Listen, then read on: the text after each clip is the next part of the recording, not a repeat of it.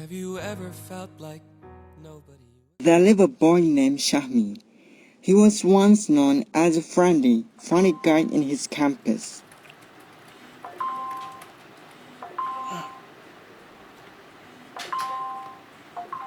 But everything seemed to be crashed down.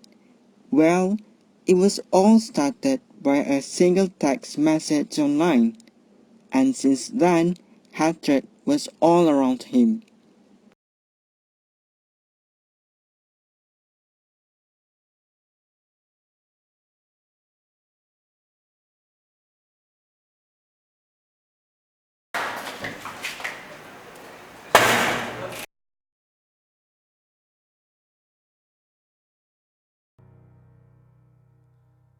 Have you ever felt forgotten in the middle of nowhere? Have you ever felt like you could disappear? Like you could fall and no one would hear?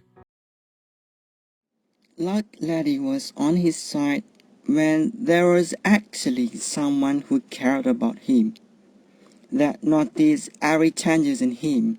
She tried to help him in any possible ways, and at last, she decided to meet with a counselor.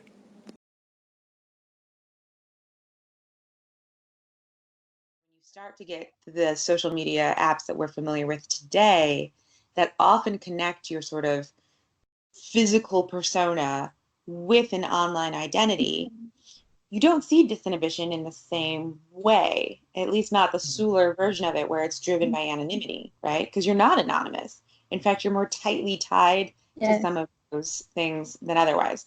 So one thing to kind of think about is if we think about Twitter, where people are using sort of anonymous throwaway accounts and where they feel they can be sort of more nasty than you might otherwise.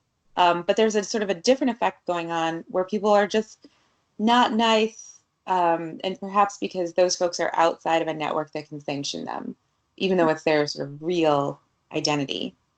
And so that is a space where you would see disinhibition because that's a network you can flexibly move in and out of with no one really being able to sanction your behavior. And say they like to go to social support boards because they can get support from a different avenue.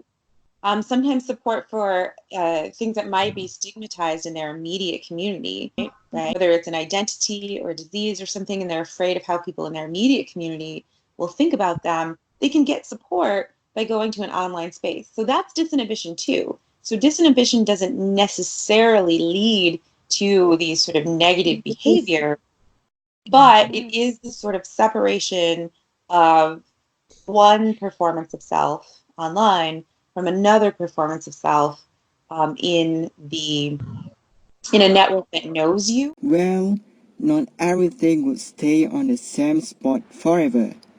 Tired and exhausted of being around negativity all the time, he knew that he needed to seek for the light. It's not that the slang is causing toxicity, it's that a group that is toxic uses a particular language choices. After going through a few sessions, he finally succeeded to surpass his depression and surface to the light. Not even a single hate or bad word could affect him anymore, and he became as how he was before.